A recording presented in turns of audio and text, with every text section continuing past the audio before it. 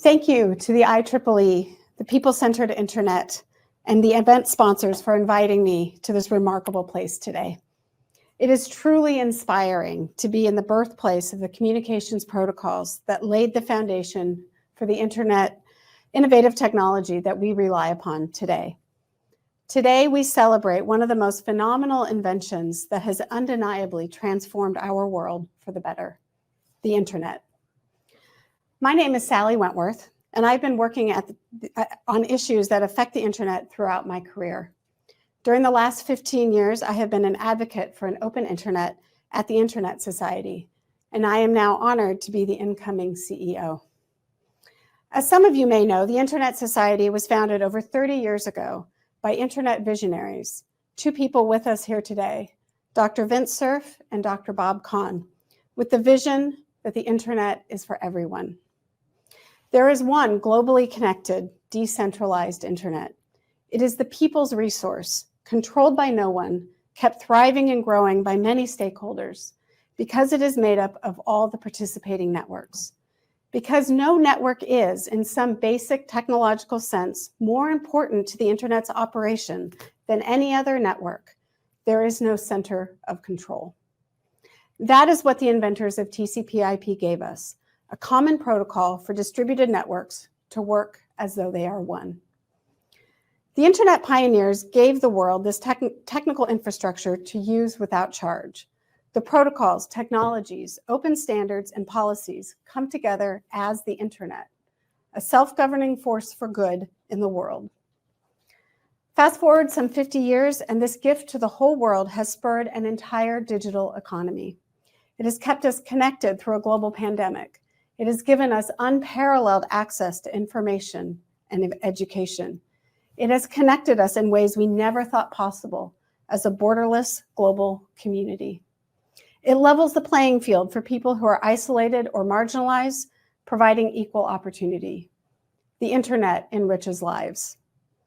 This great invention has become a critical backbone for communication, commerce, government operations, and virtually every industry in the global economy. Moreover, the internet continues to fuel ongoing innovation in networking, building upon reliable designs like TCP/IP. Its impact has been truly transformative, shaping how we connect, conduct business, and drive progress globally. The thing is, there is no guarantee that the internet will always be here. We could break it, maybe permanently, and lose this valuable resource and everything that depends upon it. All over the world right now, nations are imposing borders on the internet, though it was originally designed without country borders. Companies are also trying to control it for their own interests. Governments are shutting down the internet and suppressing free expression and the flow of information for people everywhere. And meanwhile, roughly 2.9 billion people, 1/3 of the global population, do not have access to the internet, depriving them of this tool of opportunity. As I mentioned earlier, Vint Cerf and Bob Kahn chartered the Internet Society in 1992. They recognized the need for an organization dedicated to the vision that the internet is for everyone. In part, the intent then, as it is now, was to facilitate and support the technical evolution of the internet and to stimulate the involvement of the academic, scientific, and engineering communities in the evolution of the internet. As part of our work, the Internet Society supports and collaborates closely with the Internet Engineering Task Force to facilitate the evolution of the TCP/IP protocol suite and the integration of new protocols into the internet architecture. To this day, the Internet Society and the Internet Engineering Task Force support and facilitate an ever-growing community working collaboratively on internet issues. In the 30 years since its founding, the Internet Society's reach has extended across the globe to include more than 110 active chapters across 6 continents, whose volunteers work tirelessly to build and defend the internet in their local communities. We are also fortunate to have organization members and partners who are committed to the continued growth and development of an open internet across the globe. This is the community, the society, that makes up the Internet Society. working together daily to build and defend the internet for everyone. So I want to share a brief story about just that, the community working collaboratively to solve internet issues.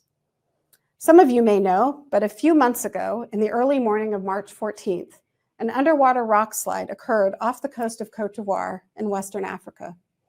This sort of thing happens all the time around the world, often going unnoticed. But at the same time, people in Western and Southern Africa started their day intending to browse the web, work, and communicate online as normal. However, on this day, their internet was much slower than usual, if it worked at all. Unreliable internet access is a common issue that in this region, stemming from local policies, unreliable infrastructure, and a persistent digital divide. As users attempted to troubleshoot the issue, local internet service providers struggled to determine the cause of the sudden loss of connectivity. Unbeknownst to them, the rock slide had cut 4 out of the 5 subsea cables, leaving only 1 cable to support all the traffic across several countries. Ultimately, the outage impacted 13 African countries on the Western African seaboard, causing degraded services and in some cases near total internet outages.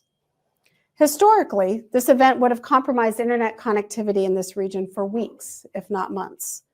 However, the people of this region have been working together with the technical community for years, going as far back as 2000, to build local capacity and to invest in local infrastructure. For example, local internet exchange points, many supported by the Internet Society over the past 10 to 15 years, sustained local internet connectivity in this region when connections to the outside world were broken. Internet connectivity has now been restored to sustainable levels in all 13 of the affected countries. This quick return to connectivity is a testament to the kind of collaboration that is a hallmark of the internet community. I tell this story because it is sometimes easy, especially here in Silicon Valley, to take the internet for granted. But we must never do that. We must remember that it is thanks to a community of people coming together to build and nurture the infrastructure and protect it that will keep it thriving for generations to come. And this is true not only in the sense of physical sense of broken cables, but in the more abstract sense of policies and decisions being made all across the globe that undermine the very characteristics that make the internet so unique and so valuable to us. It is the internet community that, working together, keeps the internet strong and globally connected. The Internet Society is a global community defending the internet as a force for good in the world. We have a deep understanding of its technical beginnings and the policies needed to keep it growing and thriving. We are passionate about ensuring the internet's future for generations to come, breaking down barriers to access so that people everywhere can benefit from this tool of opportunity. Together with the wider internet community, we will continue our work to advance the internet. The Internet Society is committed to joining together with colleagues across the internet ecosystem to build and safeguard the internet for future generations.